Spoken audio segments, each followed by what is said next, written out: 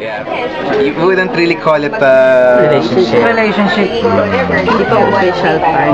Ano yun ang illegal? parang So, ikaw, nag-effort ka rin talaga pa to bridge the communication with you and Casey para hindi mawala yung kung ano man yung naumpisahan. yeah. Made the effort.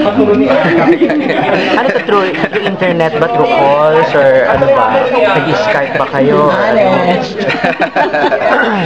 Ay, kumbaga, she's studying in winter doon, so medyo malungkot. So, parang,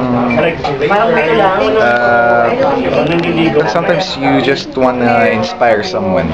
And, ganun rin naman siya. She's been inspiring me also, kumbaga, giving me advice and all. Uwi ba siya for the start of life? Nasabi niya sa'yo. Kailan po mas March 9. Mga ilang months pa ba si Casey doon? Alam ko parang mga 6 months yata. Alam ko parang every month po babalik for shoots. Every month babalik. Eh, kumusta naman siya doon sa balita mo? Kasi di ba malamig doon? Well, based sa nakita ko sa Instagram niya kanina, enjoy naman siya. Hindi ka ba nag-alala? Baka may makilala siyang iba, o may magpapakilala, may pursige or something.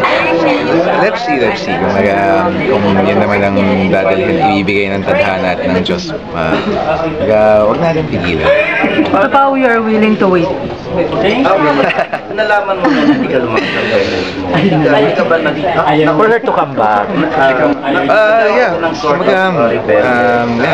But something special about Casey. Why you like her? But something Miss Christina, well, aside from she's really smart and she's pretty, I like what I like best is about her. We can talk about anything. We can talk about something stupid and it would turn out parang dire-diretso lang yung conversation. Again, about into something yung usapan. Something more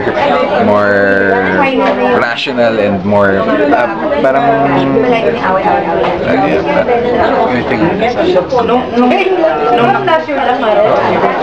Tapos and then Pao, kasi diba, parang naging katulad mo rin yung sitwasyon, parang naging katulad din ni Mark Heras yung sitwasyon mo before.